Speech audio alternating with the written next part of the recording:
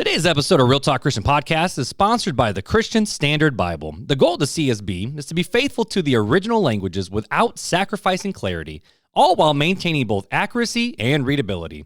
With the beautiful designs and multiple study Bible options, everyone from adults to teens and even children can find a CSB Bible that they enjoy.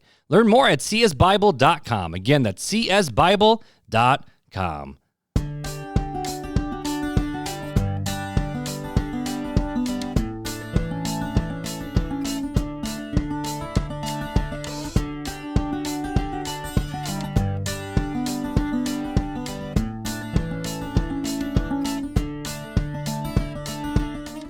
Welcome to Real Talk Christian Podcast, where we drink coffee and have real conversations on faith, culture, and society. I'm your host, Chris Fuller. And I'm Marc Hyde. And on today's episode, we are going to be discussing the importance of making disciples.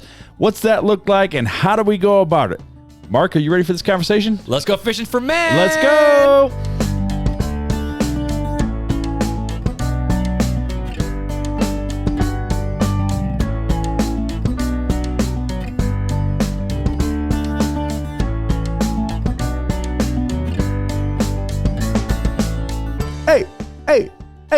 Hey. We haven't done that in a little while. Let's go fishing for men, boys. Let's go fishers for men, fishers for men, fishers for men. Oh, sorry. I don't know. What's the actual song that goes with that melody, though? I have no idea, but it sounded good. And you grow. Yeah, that's and you it. grow. Read your Bible, pray every day. Pray every day. Hey, Pray every day. Hot dab. Oh. Either way, welcome back, Fuller. Wow. What's up, buddy? How you doing? Dude, good. So last week's conversation, your boy took over the entire beginning. Oh, the computer's trying to do a software Oh, update. Cancel it. Don't do it. YouTube doesn't want to die. Oh, cancel. Oh, good. Okay. Oh, no software That update. was close. But last week, your boy took over the entire beginning of the podcast. But you know what? That's okay, because it's been so long It for has us been. So- that it was nice to hear what's going on in I your want to life. hear what's going on in the Fuller world, man. You know, not a whole lot. Just Really? living life and just work and church and Getty Music Festival, July 22nd and 23rd. Your boys from ITC are going to be there having real conversations.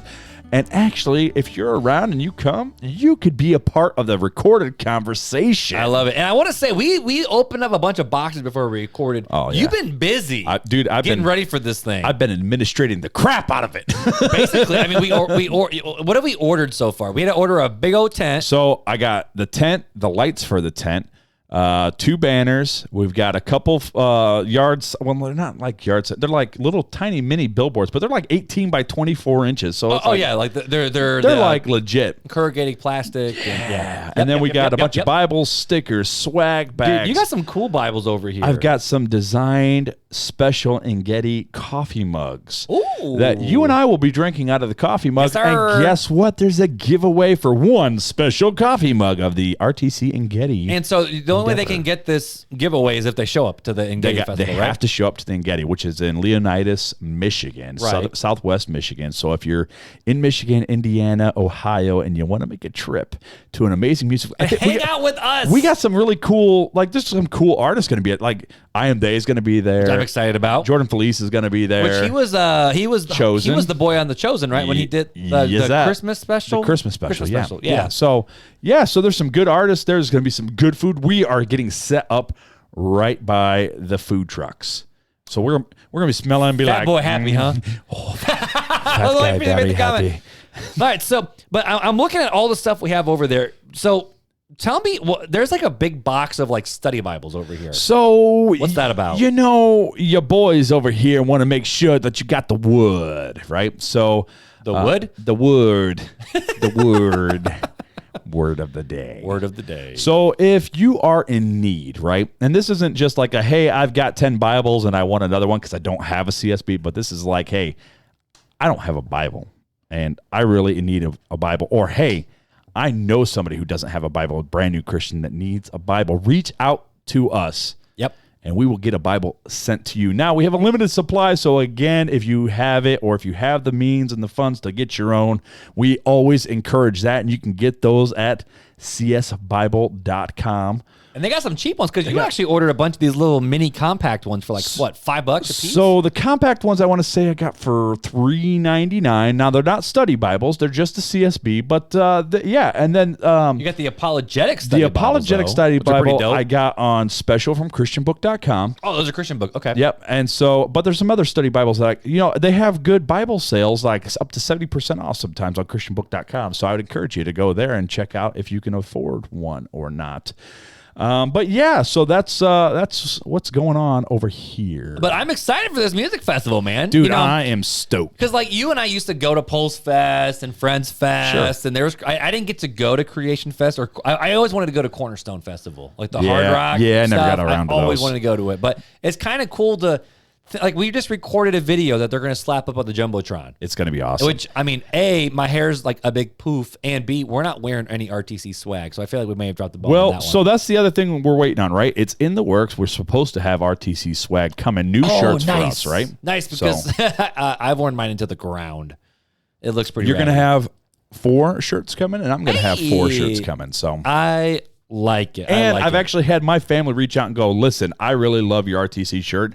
So if I pay you the money that it costs to get one, can I get one? And I'm like, we need to relaunch the store. We got to refigure that out. We've been way too busy with just life. Let's be honest. So, anyways, let's play the Never Have I Ever game again. So let's do never that. have I had to leave them a review real quick. Never. Maybe we should do this on the show. Ever they were like, you've already flipped through 5. Leave us a rating and we'll give you more. Maybe we should do that for RTC. You've listened to 5 episodes. Leave us a rating and you will get more. I like that. All right. Anyways, we can't do that, but that'd be pretty dope. All right. Let's do this. That's a dumb one. Oh, never have I ever eaten food that fell on the floor. Dude, we have kids. That's all we do. Listen, there's a thing that's all we do. that 5 some second people rule? call 5 second. 5 second All rule. right, fun story, real fast. Oh, here we go. Fun story. I was in the movie theater, and there was movie theater popcorn. Which somebody movie else. theater? Because that's that Niles Wonderland. Oh, I love that theater, but it's a little. Well, popcorn was spilled on the ground. I was hanging out with my friends. I was probably 17 years old, and my buddy's like, "Dude, I will give you $5 if you eat some popcorn off the floor, man." And I'm like, "Dude, I'm indestructible. bruh. I'm 17 and indestructible. Of course, I'm going to eat it for $5." And I did. pre-COVID.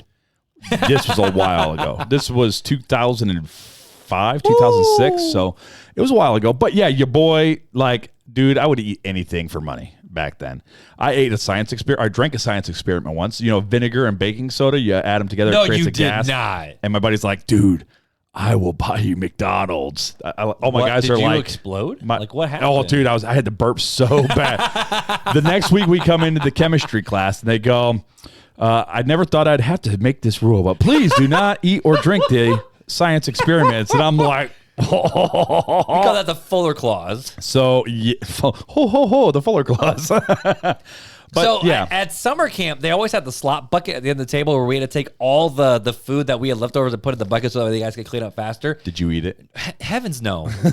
No, but I would cheer on my cabin mates to do it. Sure. Would you have done it? For money? No. This is just for bragging rights. No, only for money. I only did that. I ate like lightning bugs and all sorts of stuff for money. And now that you're old, would you still do that for money? It depends. So back then it used to be like $5. Now it's like $50. You want a good dinner. Hey, listen. You want a good dinner with Janelle. Inflation. But anyways. Well, the way gas prices are going, that is true. That is a great never have I ever. I've always. Let's do one more. One was I've never uploaded a video to YouTube. That's all we do. Yeah, we've never done that. Never have I ever broken up with someone over a text message. Did you ever break up with someone over a text message? Not over text message. Now, I have been petty and broken up with somebody because they didn't like Notre Dame back when I was like 18. What? They were an Ohio State fan. That's fair. That's fair. Like, no. That is fair. No. Get out of here. I said, okay, with your listen. pot leaf I said, helmets. listen. If we got married, could you be okay being, surrounded by Notre Dame? And they're like, nope, Buckeye all the way. And I said, well, it was nice knowing you. And I broke up with them. So your married advice to those young single people out there is make sure they like your same college football team. If Listen, not, if you axe can't, them fools. If you can't agree on football, what can you agree on? Axe them fools. No, not Goodness. really. So have I ever broken up with someone via text? No, but I have only been dumped like once in my life. And it was through text? It was through text. So, I'm sorry, Janelle, I'm going to tell a story. of yours. So Janelle, and actually, I should say it was over text because back in the day, it was like AOL Instant Messenger. It was AOL Instant Messenger. Never have I ever, right? This is the fuller edition. Never. No, it was text. It was text. Yeah. Never have I ever been broken up with using Bible verses. Janelle broke up with you? No, Janelle got broken up with based upon Jeremiah 29:11. You put. No way. Sorry. No way. And she might correct me and go, no, it wasn't that. But I'm pretty sure it was. Get down here right now. I'm pretty sure it was 29:11. Put our business out there for everybody. You put your business. I believe it was like, I can't be with you because God has plans for me. Because he knows the plans that he has for me. Jeremiah 29:11. I'm like, she told me this, where I'm like, are you serious? And she's like, yeah. It's like God. It's kind of like those dudes or those girls where it's like, God just called me to a life of singleness. And then next week they got a new piece. Like, hey, let me introduce you to my new girl. Why do we sound like Keanu Reeves right now? What was that? Ted and something. The movie that they just redid from, I forget what it's called. Somebody's going to be like, John Wick? No, not John Wick. They did a something in Ted's Epic Adventures or something like that. I have no clue what you're talking about, man. I forget what it is, but it's like they were like stoners back in the day, and they were always talking like this, dude. And then they just remade the movie like that. Dude, where's my car? That's what I think. No, that's what I think. Dude, where's my car? That's what that is. But this is like, dude, like from the West Coast of California in the 80s, man. Like, let's go get some za. That's that one. So, anyways, let's move on to coffee. I'm not drinking any tonight, You're bro. Not drinking any? I'm caffeinated up, bro. I've already had, that's my 5th cup today. But your boy over here is caffeinated. Yeah, but you got the cool creation cup where like the rainbow appears. Yeah, but it's cooled down right now, so the rainbow has disappeared. But that's kind of like that rainbow that we had here in Osceola the other day, dude. That's why I posted our Facebook group. It was epic. You're like stuck on the dude. It was epic. I keep looking at the camera too. I don't know why, but it was epic, bro. It was a double rainbow, actually. It was. So I am drinking a Panama from the Funny Farms, which is actually in, what was that town called? It's somewhere here in Indiana. Oh, that one place. Yes, that we went to, that Janelle and I went to on vacation. Southeast Indiana. Yeah, it was delicious. So this is really good coffee, in my opinion. But Mark here I'm drinking Aldi water. Like it's from Aldi. I'm drinking water from Aldi. It's good Aldi water, It's pure aqua. Aqua. Oh, good. Anyways, Mark, why don't you go ahead and read the review? This is from Zion Laziness, which I think is just hilarious. Awesome content. New listener here. I use Spotify regularly, and I felt convicted. Ooh, convicted? Convicted? The Holy Spirit be talking to you? Okay. Felt convicted that I should start. Oh. It wasn't listening to you. I thought you were convicted to leave us a review on Apple Podcasts. He's like the Holy Spirit convicted. Oh, wait. No, that's not what you're talking about. Can I start over? Rewind. All right, go ahead. New listener here. I use Spotify regularly, and I felt convicted that I should start listening to more godly principles. Anyway, I was at work, and I had only 5 minutes to look for something on the fly, and yours was the first one that showed up when I searched. Love the banter. You're welcome. I lost it. And how you guys approach difficult subjects. Thank you guys for what you do. Definitely recommend. Just like always, if you are a listener, reach out to us and we can send you that mini swag bag for leaving us that review. And we are so efficient at it right now. We actually have a little thing where we go ahead and put the name and the address and the swag bag information in there. And then Janelle, and there's a little checkbox. And then Janelle, she gets a notification on her phone and goes, "Oh, I have swag bag." Does she actually get a notification? No, not really. That'd be dope. But she checks it. Like once, she's got a reminder that she checks it once a week now, and so she gets it, and then we have to get everything. She gets everything together, and so it's usually 2 to 3 weeks before she gets. But we gonna get it out. But yeah, we get it. And if you get one of those mini swag bags, let us know in the Facebook group that you got it. Take a picture of yourself and post it. There's some people that I haven't heard from a while that were like, we have some old friends that have been with us for a very, very, very long time. But, Facebook is just one of those really cool places where I've seen people be able to reconnect and re-engage with the podcast. Like, dude, Ryan Laux is an old buddy from junior high. Old buddy from junior high and high school. He was the first one to get me playing with his band, and we played a live show once. It was pretty cool. And he's a listener, and we've reconnected because of this podcast and also because of the Facebook group, which is just really dope. That's really, really dope. So it's just cool to see actual community start to happen. Yeah. So I want to encourage you guys, if you're in that Facebook group, we don't need to be the only conversation starters. You can also start your own. Actually, we kind of prefer not to be. It would be easier. In all honesty, we would rather you guys like start the conversation. We may jump in, but we'd rather have you guys like start it. Which is cool. And a lot of you guys are introducing yourself. Some of you guys saying awesome. like basically like long-time listener. We got a listener from first-time Scotland. caller, which is dope. That's awesome. And then we got I can't remember what her name is, but she's over in Europe. She said she's in Romania, but now they're currently like planning to move to Germany. Like, what the heck? That's awesome. It is dope. But either way, if you leave us a review over on Apple Podcasts, Spotify, it's dope. We need those ratings. But if you leave a review on Apple Podcasts, we will send you that mini swag bag. All right, let's jump in, homie. We're about 5.5 minutes later than what our goal was, but we can't go. We're going to try. We can't go short on our banter, homie. Next week, we're going to try again to go under. Do you think next under week 10. we're going to go under 10 minutes on our banter? It's going to be the fastest. So be prepared. Buckle up. Okay. The gauntlet's all right, been Marty thrown. McFly. All right, Marty McFly. 88.5 miles per hour, Marty. Come on, Marty. Set this up, homie. That's like the fourth impression you've done tonight. I'm really caffeinated right now. Yeah, my heart's hurting. I need to keep drinking water. Janelle's probably like, you guys are drinking way too much coffee. Anyways, so yeah, I've only had one cup tonight. Let's dive into the conversation, and it's time to bring the conversation down real low. How low can you go? Wow, Can you go down? Got really quiet. All the way to the Anyways, so we're going to talk about making disciples and what that looks like and what a disciple is, and yeah, this is actually another question from another listener. Oh, really? Oh, cool. And my father-in-law actually had a good conversation about this this past week for my sister-in-law's birthday. It was really awesome. So it's just kind of fitting that we're going to talk about it this week. All right, cool. So dive in, homie. Disciples, there's been a kind of a small command from a certain somebody going out and making disciples. Well, this was a command to his disciples, and we follow in their stead. Not that this was a command directly to us, but it's kind of indirectly, right? Followers of Christ, this is an indirect command. Teach them what I taught you, and then the next person. Yeah. So it's Matthew 28:16 through 20. It says, the 11 disciples traveled to Galilee to the mountain where Jesus had directed them. When they saw him, they worshiped. This is an interesting thing, but some doubted. Isn't that interesting? I never caught that before reading this a couple days ago, but yeah, that some doubted while they were there. When they saw him, they worshiped, but some doubted. Jesus came near and said to them, all authority has been given to me in heaven and on earth. Go therefore and make disciples of all nations, baptizing them in the name of the Father and of the Son and of the Holy Spirit, teaching them to observe everything I have commanded you. And remember, I am with you always to the end of the age.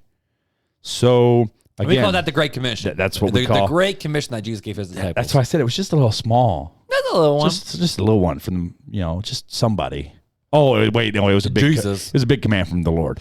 So, Bill Hall says, success should not be measured by how many disciples are made, but by how many disciples are making other disciples, which I thought was a really cool quote because that should be, okay. Mark, when I ask you this question, we're going to go into the definition in a little bit, but what do you think of when you hear the word disciple? My first thought was the band. Okay, what surrounding the Bible? Oh, gotcha. let me quantify it here.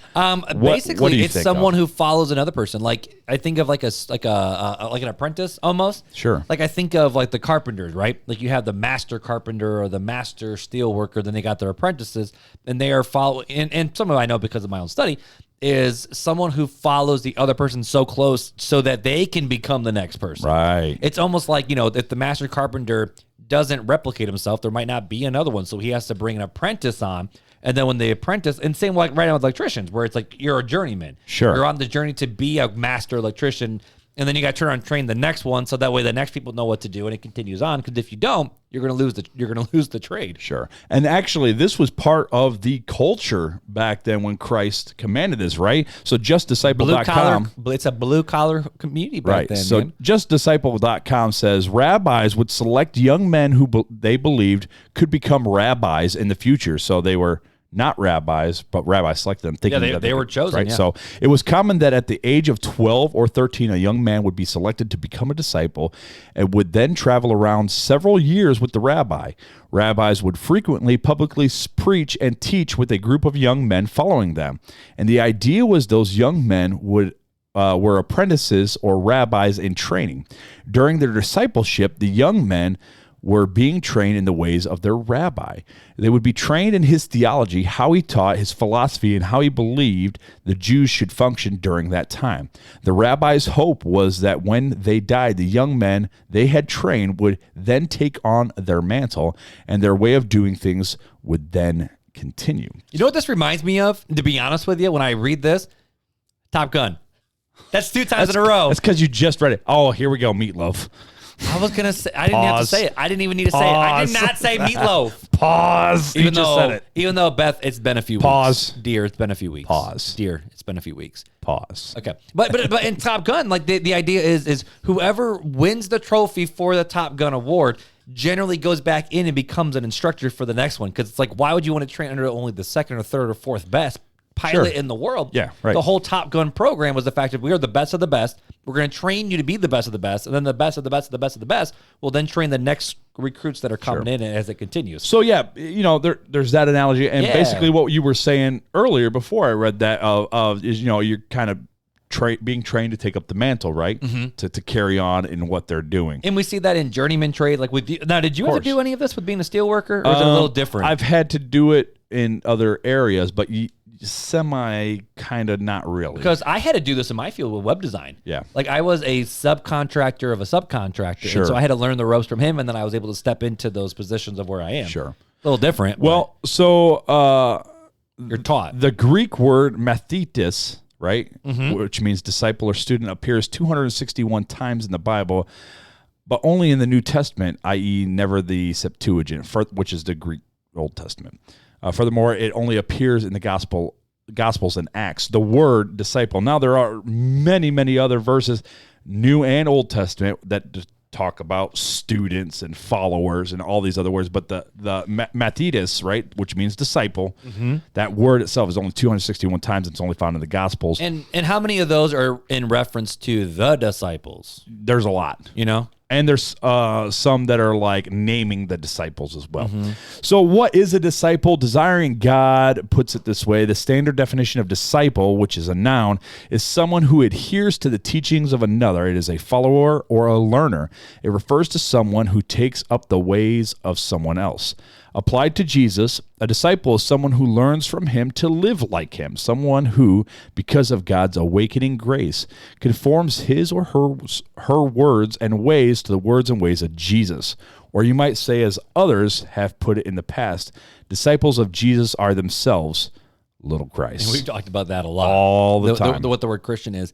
And, this is where it kind of gets the rubber meets the road when it comes to being a Christian, is the fact of there's so many people, and we've talked about this word a little bit, and I know like this is the big thing with Dietrich Bonhoeffer is easy believism. Right.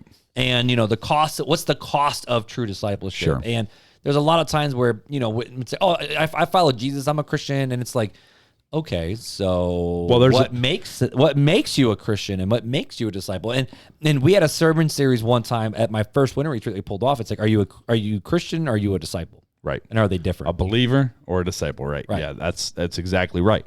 So why is discipleship even important though, right? So we talk about there is a believer and a disciple. Well, discipleship is more important because we want people to become fully committed followers of Christ. Discipleship helps believers to grow in their faith, to grow in maturity and wisdom, and build their faith on a strong foundation so that they can then disciple and lead others towards Christ. So it's not just learning for yourself to just learn for yourself and always be in that discipleship role, but you become a disciple just like the disciples, the 12 did.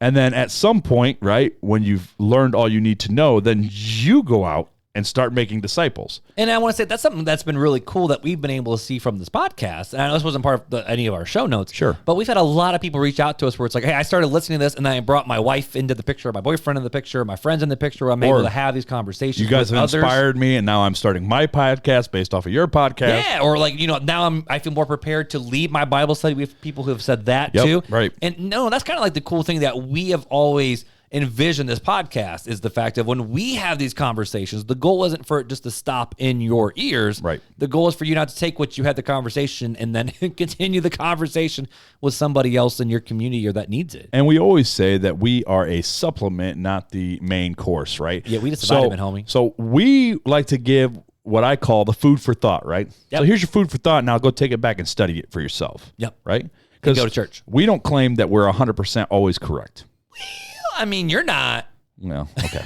I claim, I'll speak for myself here. So I'll claim that I'm not always 100% right and correct.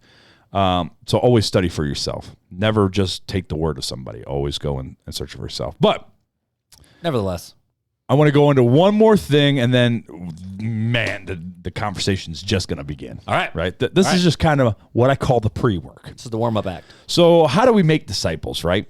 Good question. So the Gospel Coalition, see, I'm just bringing out all the old articles that I used to name all the time. But the Gospel Coalition has 4 different ways, right? And so this is not stuff that I came up with, but I liked what they said. So 4 different ways that you can make disciples, right? And that's kind of what we're talking about here is how to make disciples. Okay. So number 1 is teach. At its core, discipling is teaching. We teach with words. We teach all the words Jesus taught his disciple and all the words of the Bible, right? So teaching's important. 2, correct. Sometimes discipling requires you to warn others about the choices they're making, right? So like, hey, that bus will kill you if you keep playing out in the street. That's a correct. That's a warning. People grow when you teach them general truths. Yes. But when you correct their particular errors and correct with gentleness and love. Part of being a Christian is recognizing that sin deceives us and that we need other believers to help us see the things we cannot see about ourselves. Number 3, model. Jesus didn't just command his disciples to teach people. He told them to teach people to obey. So it's not just words, it's also action, which James talks about. And then the 4th one is love. Discipling is a form of mutual love. Yes, there's something of a teacher-student relationship, but there will also be a peer-to-peer mutual, I can't even say it. Say it for me. Peer-to-peer mutuality? Yeah, mutuality. There you go. I can't say Sith, but I can say mutuality. And love, such that the discipling often goes both ways, right? And this is where we get the iron sharpening iron, right? So I learn from you, you learn from me. You see faults in me, I see faults in you. We help each other through those faults.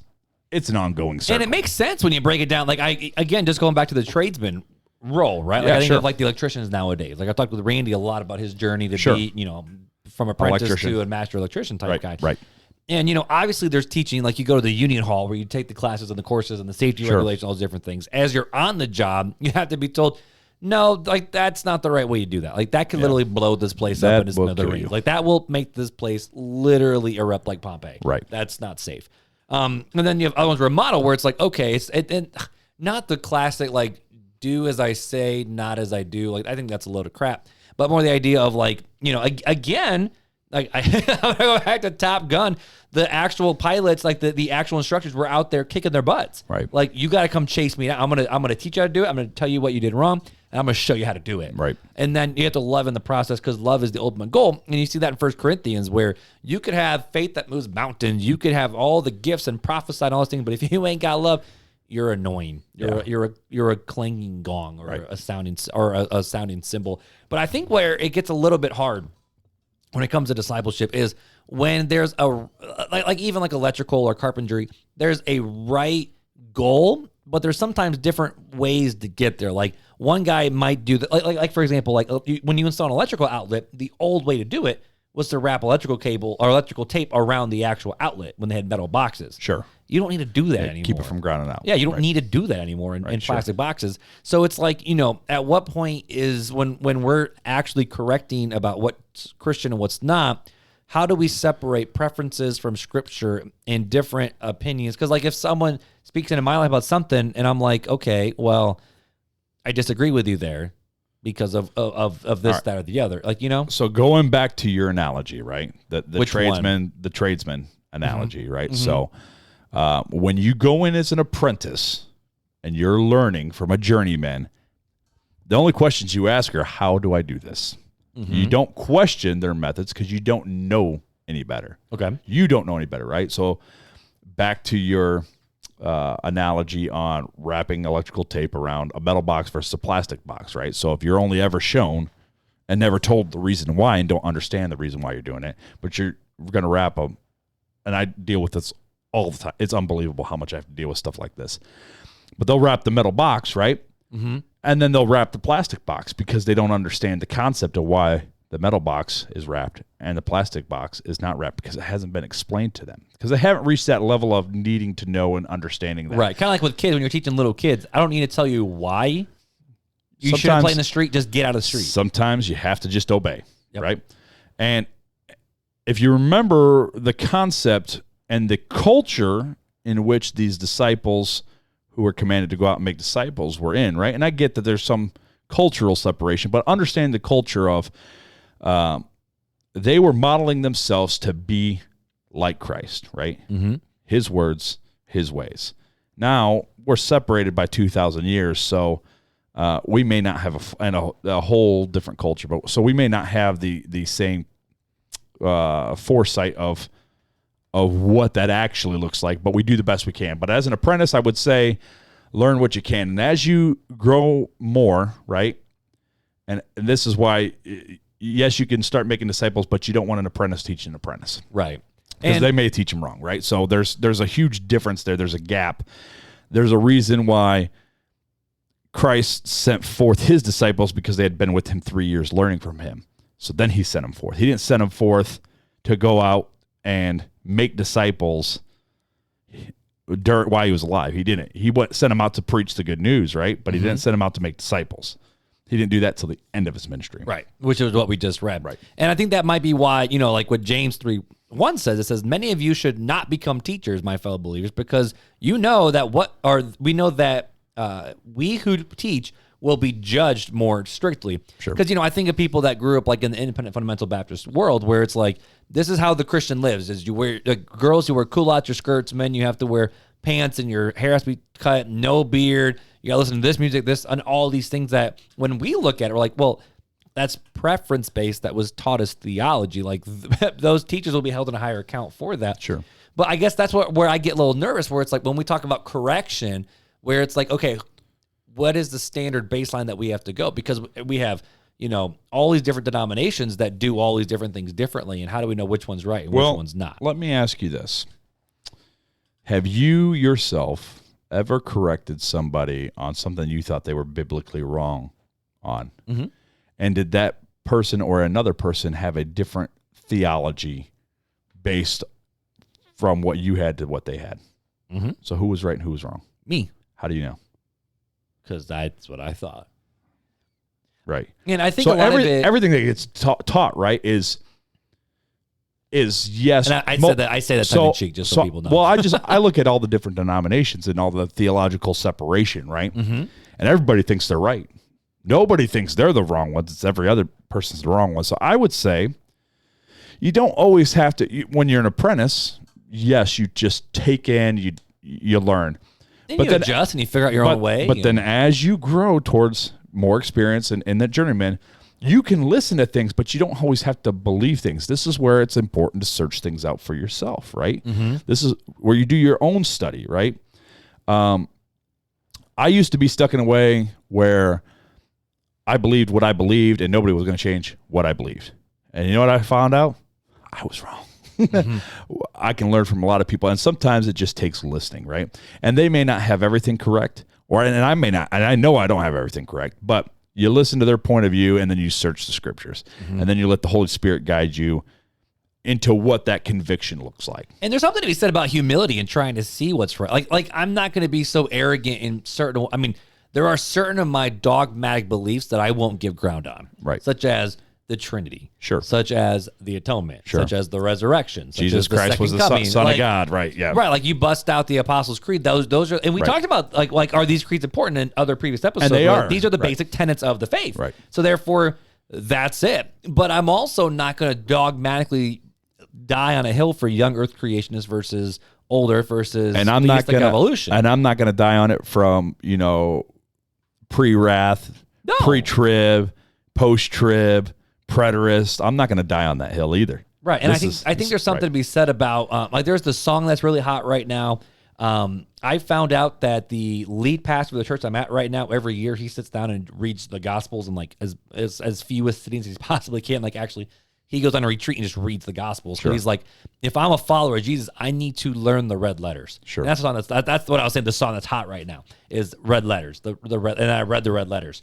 And the fact of this is what Jesus actually said, and this is what we need to do, and we need a model. Now, obviously, everything Jesus taught, we don't know all the things because even in John said it would fill the earth. It filled the earth, and there still wouldn't be enough books to contain all that Jesus did, said, or taught. But we have enough in the Scripture. No, this is what Jesus expects out of us. Well, we have so what what God, can we live in? We have what God preserved for us. That's Right. what we have, and that's what we go and base our life on. But I think as a young person, right, you are very. I found myself younger in my faith. I was more dogmatic than I am now on a lot more issues, and now it's like I'm not as dogmatic on some of these issues. And they're like, well, people go, well, why not? Don't you know what you believe? I said, yeah, I know what I believe. Do I know 100% that it's 100% correct and there's no error in it? No, but here's what I do. This is the staple, and that's where the Apostles' Creed, the Nicene Creed, these are great roadmaps, right? These are like, okay, here's the baseline of the church, and they're pretty easy to understand. And so, yes, I'm dogmatic like you on that. I'm dogmatic on a lot of things. The Trinity, I'm dogmatic on. But there's things that I was once dogmatic on that I'm not so much anymore. I used to be dogmatic on pre-wrath. Pre-wrath is right and everything else is wrong. Now I'm like, well, I could see how preterists would come up with what they got. I could see how pre-trippers believe that and what they're, I don't particularly believe it, but I'm not saying it's wrong, but I'm not saying it's right either. I'm just saying I don't know 100% for sure. This is what I believe, and I guess we'll find out in the end. That's what I say now. Right. And I think that is so important when making disciples, right? Teach them the hard truths, the dogmatic truths, right? Because that's what we're talking about. We're talking about how to make disciples. So when you're going in and making a disciple, you teach them the dogmatic truths. And then if you're a good teacher, you will say, here's what I believe, but there are other beliefs, and these are the other views. Now, here's why I believe those other views are wrong, but you should study this for yourself. And that is a good way to help them grow and not just take and believe, because that's how they can be tricked by false messiahs and false teachers, but to study to show themselves approved, right? Which is what we're told to do. And that is an important step from becoming just a disciple to a disciple maker. All right, so let's talk discipleship 101. How about that? Let's call that discipleship 101. Sure. I know we have a lot of listeners here, right now that are young to the faith. We've had some, which was super, super dope, that one of our podcast listeners got baptized at Southside 2 weeks ago. Yeah. I mean, I don't know, this past Sunday? This past Sunday. When I was in Kalamazoo. Yeah. Right, I was so swamped with family stuff. I responded to it, but I was like, best luck. It's so cool. That's why I took the video. I was like, man, Mark's going to love this. I needed that, man. It was funny. Those guys were like, hey, where's Mark at this week? And I'm like, I'm sorry to inform you, Mark, because they're like rewinders. They're only on episode 50 something. And I'm like, I'm sorry to inform you, Mark is not. Church. Mark is not here. And I'm like, I'm sorry. And they're like, you just got to deal with me. But then they really threw me off because they're like, yeah, their dad was there to watch the one brother get baptized, Sean, and he goes, yeah, Fuller here is kind of a celebrity. I'm like, whoa, that's a big word. Let's back this gravy train up. That's a big word there. So let's back this gravy train up. I'm just a sinner, just like everybody else. I just happen to have a microphone and we broadcast it. I love it. That's the only difference. But it was cool. But I'm thinking of people like him. His name was Sean. Sean, what's up, homeboy? So we got people who just got baptized, which is their public declaration of, I'm going to follow Jesus. I'm going to follow the way. We have other people that have messaged us and said, I've walked away from the faith, I've come back. We've had other people who are like, I've been a Christian for a long time, but I've never really been serious about it. I'm trying to figure this out now. What would you say should be their first step in their discipleship journey? Find a tribe. Find a good teacher, right? A good, solid teacher that has has some sort of professional training, I guess is what I would say first. Okay. A pastor. I would start there. I would go with a pastor because most pastors, I know it's a blanket statement, have decent baseline biblical training. You'd hope. Baseline. Now, then we everybody flies off the handle in every other area, but most pastors will agree that the Apostle Creed is true. Most pastors will agree that the Nicene Creed is true. I think you and I would say that would be a baseline, right? Mm-hmm. Now, that's not somewhere to just study those and stop. That's a good baseline to be. But this is what the disciples did with Jesus, is they sat under the teachings of Jesus. And so therefore, as what's the role of a pastor? The role of a pastor is a under shepherd, right? Until the great shepherd returns. Sure. So we need to submit ourselves underneath the teaching of the pastor and sit and just learn and process and understand. Now, that's not where we stop, right? Because our studying is not based, our relationship with Christ is not based upon how much we hear from the pastor and get from the pastor. Right. That's, again, supplement. Now, that's a bigger supplement than what we're giving you, but it's still supplemental. You have to study, like 2 Timothy says, study to show thyself approved. That is your goal, right? You need to study. Now you need guidance, and that's where I'm saying find yourself a good teacher that understands the baseline. And all you simply have to do to know if they're a decent teacher or not is say, hey, do you believe in the Trinity? And do you believe in the Apostles' Creed? And that if they say yes to both of those, then you go, okay, I'll start studying under this. Now, never just take what they say. Never take what we just say. Always go search the scriptures for yourself. This is why we've tried to get in the good habit of giving scriptures, even though I don't think I have any scriptures. We have the Great Commission. We have the Great Commission. But most of our podcasts, we try to give multiple scriptures on to say, hey, this is why we believe what we believe. It's based off of these scriptures.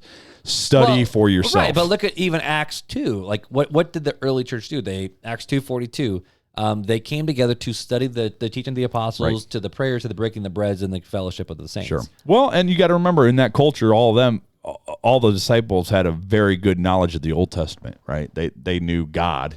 They knew they knew the Old Testament prophecies by the back of their hands. Right. And now they've seen them fulfilled, right? And now they're studying under the way of the master. Mm-hmm. So now they're kind of lucky and not lucky at the same time, because they're lucky because they were so close to the teachings. They understood the teachings pretty clearly. But then they were unlucky because there was people trying to mix their own theology and Judaism and everything else in with it. And so, yeah, definitely. So what would be the next step you would say?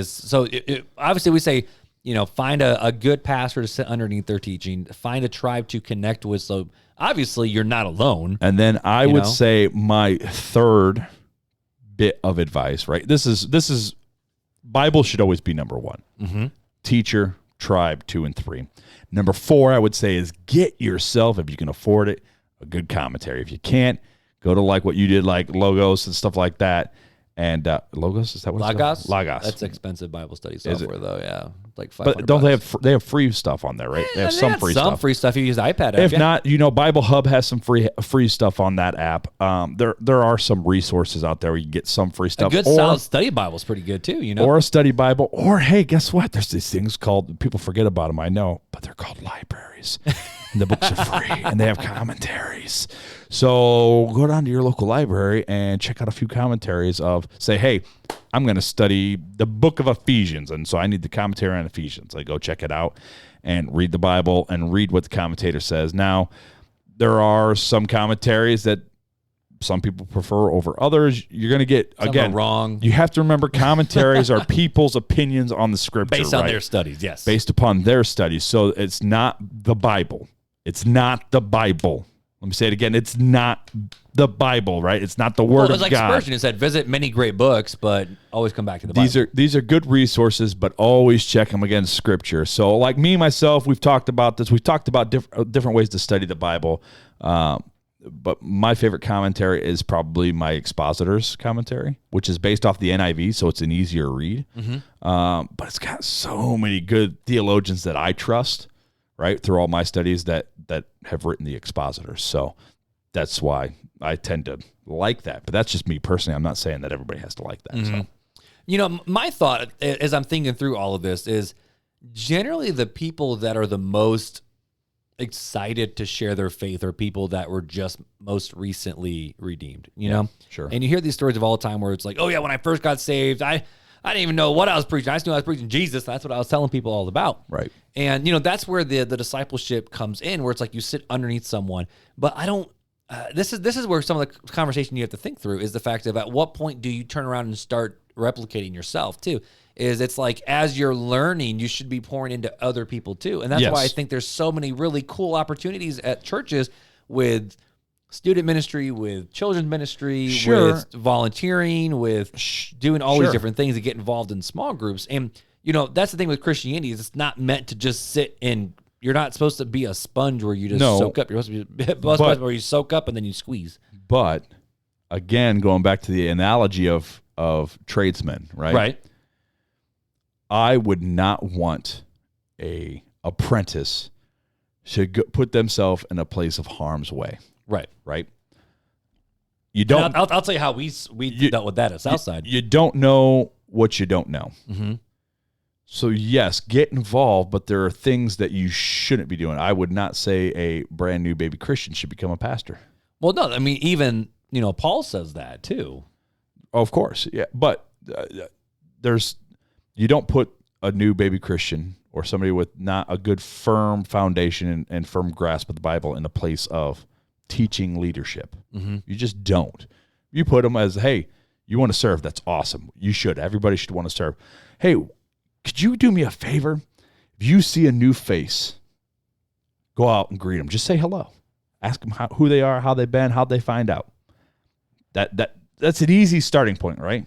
It's not. It requires zero theology. Mm-hmm. Zero. That's showing the love of Jesus. That's Jesus. It's Christianity 101, showing love, right? And that's where you start. Yeah, and that's why I like a lot of those churches. And I tried this at Southside where, generally whenever someone would want to get involved with student ministry, I'd always meet and chat and talk with them or whatnot.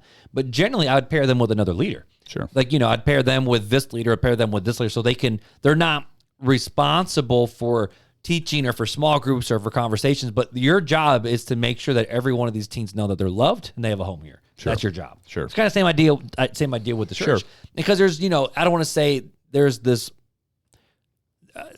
there always seems to be this like tier system in church where it's like you have your pastors and then those people, the theologians and the teachers and the high lofty Christians, and then you got your average Joes and then you got your new believers. Sure. And I don't like seeing this whole separation. Now, I think there needs to be in some regard, but at the same time, it's more the fact of wherever we are being poured into, we need to find a way to replicate that to somebody else too, Sure, but you have to be careful, right? Because you could do more harm than good, right?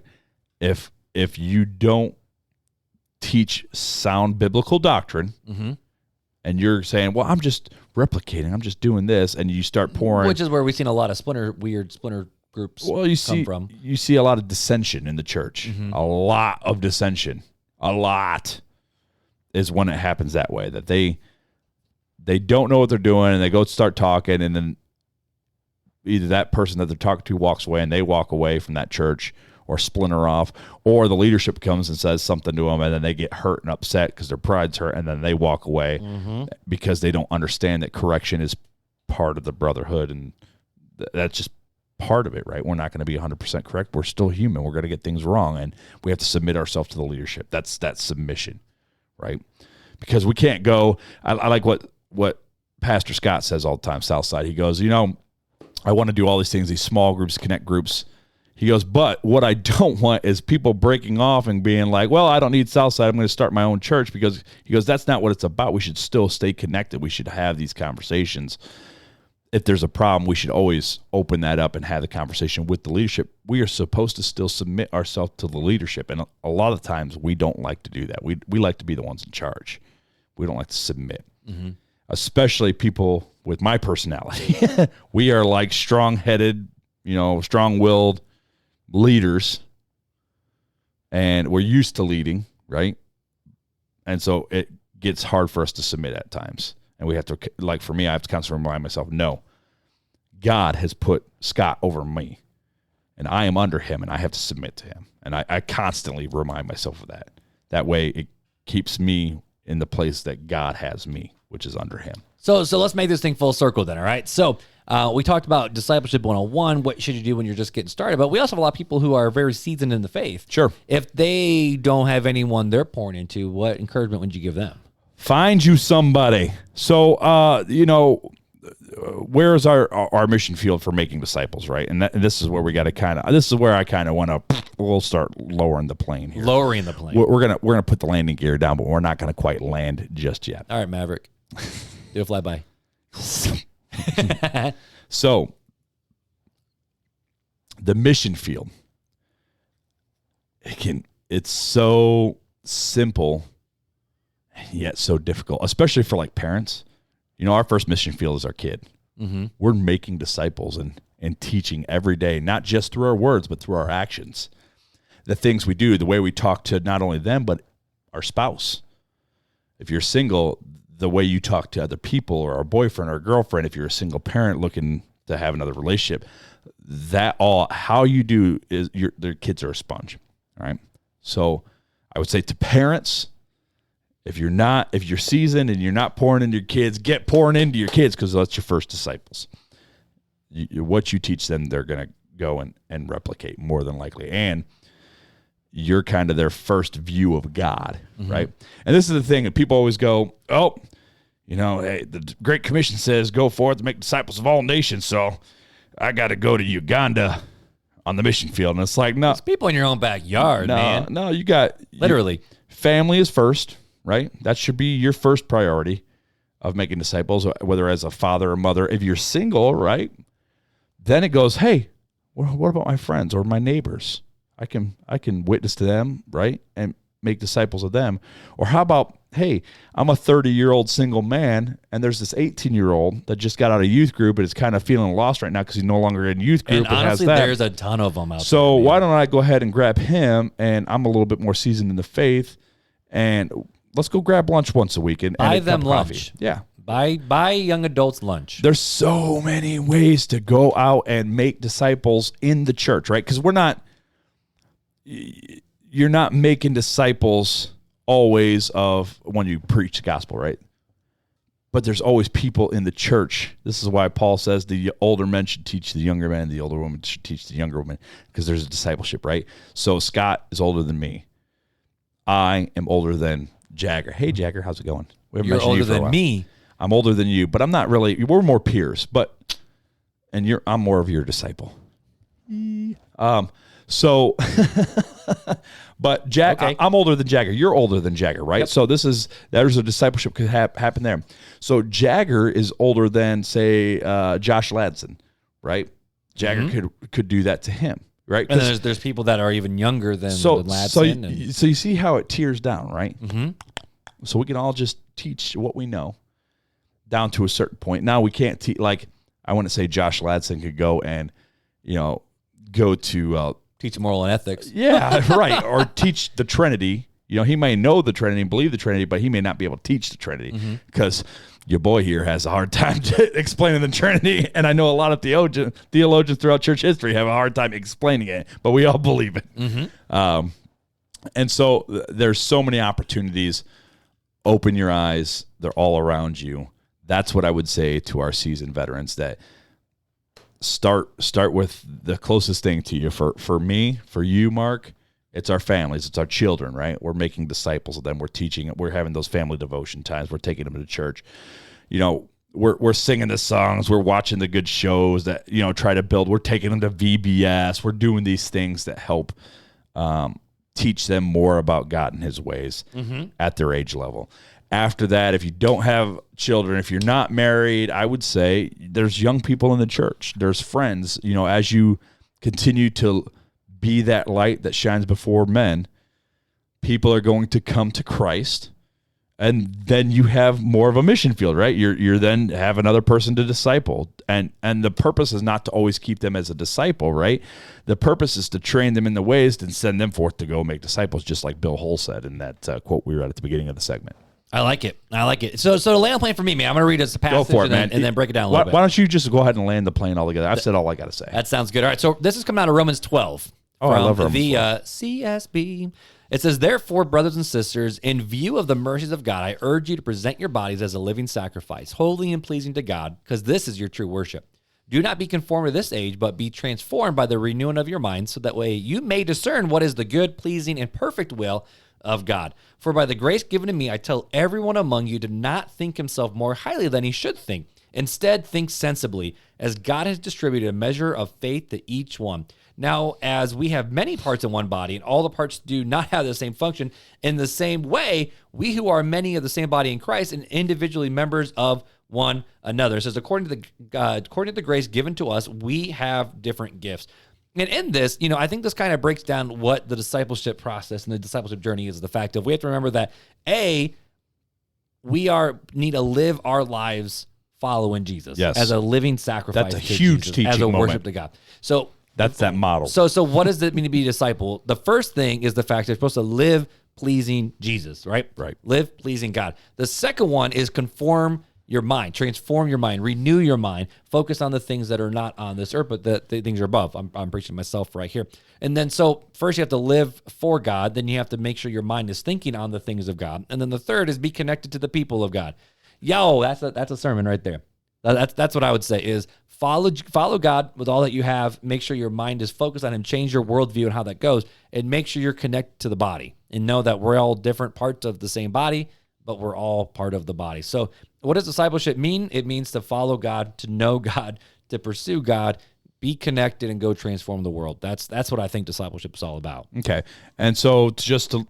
That's my plane, man. You land your plane. To finish the plane here, right? Because this was how do we make disciples? Yep. We know how to be disciples now. How do we make them? All I'm going to do is repeat exactly what Gospel Coalition said, and I'll have the link in the show notes, but it says, teach, correct, model, and love.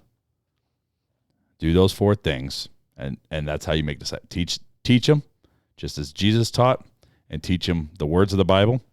Correct them when they're in a little bit of error, right? But correct them only on the dogmatic, biblical, baseline, sure foundation. Otherwise, maybe suggest. Otherwise, we're teaching man's theology, not God's theology. Otherwise, maybe just suggest, hey, what about looking at this? Model.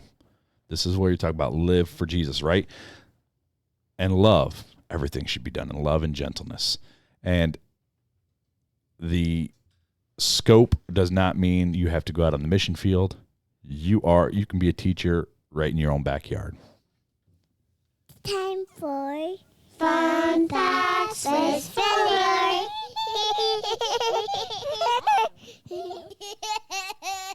Well, buddy, we went way longer than we thought we was going to on this episode. We did, sir. But thank you for that good. That was some real talk. That was real talk. Real conversation. Well, my friend, I shut down my iPad again because I did not want to see what the fun fact was. This is 2 weeks in a row that I don't know what the fun fact is. So bless our ears off, my friend. I'm sorry, guys. I just want to let you know this fun fact. Sorry. This fun fact is really for Janelle, and she'll understand why. Now, does this have to go back to the whole God's will for your life? No. Breaking up with your boyfriend? No. But the fun fact of the day is now obsolete. Tyromancy. Who's that? Tyromancy. Okay. Was a form of divination that involved observing cheese to predict the future. So Janelle loves cheese.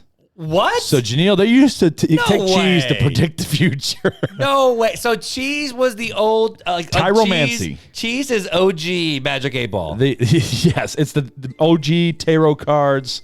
Horoscope is tyromancy. So how? Where they observe cheese to predict the future. I mean, I've heard of palm readers. I've heard of this. I've heard of the tarot. We're cheese watchers. So all of Wisconsin people are like, hey, we got this down. The only thing that I know how to tell the future is those people that chase the big ball of cheese down the hill, the big chill of weed, the big chill of weeds. That's what I just said. The big ball of cheese, the big wheel of cheese going down the hill. The only future I'm predicting is broken bones. That's all I'm saying, man. Jack and Jill.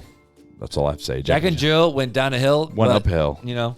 Fetch a pail of water. You were Jack and I was Diane. But anywho, that was a very fun fact, my friend. Fun fact of the day. I love it. Well, tyromancy. Guys, just tyromancy. Go tell Beth. Be like, hey, I know. You know what tyromancy I'm gonna is? go. Hey, baby, I'm gonna go get some cheese to see what that future holds for us. Holds a nap. I love it. Just like always, guys, feel free to leave us a review and rating over there on Apple Podcasts. It helps us get into the ears of more listeners just like you. If you're over on Spotify, leave a rating review. And if you're on YouTube, like the video, hit that subscribe button, hit that bell, so whenever we drop a new video, ding, you get that notification. It's a little bit weird though because we technically stream our episodes and then just launch them later, so the days always seem off. But every Thursday morning, that YouTube video gets dropped. Yes, sir. And if you're near the northern Indiana, southwest Michigan area, don't forget on July 22nd and 23rd, your boys, we're going to be at the Engedi Music Festival. I love it. You guys come hang out, have conversations that will be recorded and launched on future episodes. We may not have coffee based on the nature by which we will be at a campground. Yeah. But you can hang out with us But anyways. you can hang with it. We might have, I don't know, maybe some small special stuff if you record they sell with that us. one coffee that comes like frozen like in a cake cup, and you're like supposed to dump it in water. It's supposed to be freaking nominal. No, but what I was going to say is those people that come and, chill and set a record with us might have a little something in store for them, the first 50 people, if you're there. I love it. So, anything else, man? Just like always, you can learn more about us over at realtalkchristianpodcast.com. Ask your questions there by hit the contact form and just fill that out, and we would love to answer your question on the air. That's all I got, my friend. So until next time, Take it easy.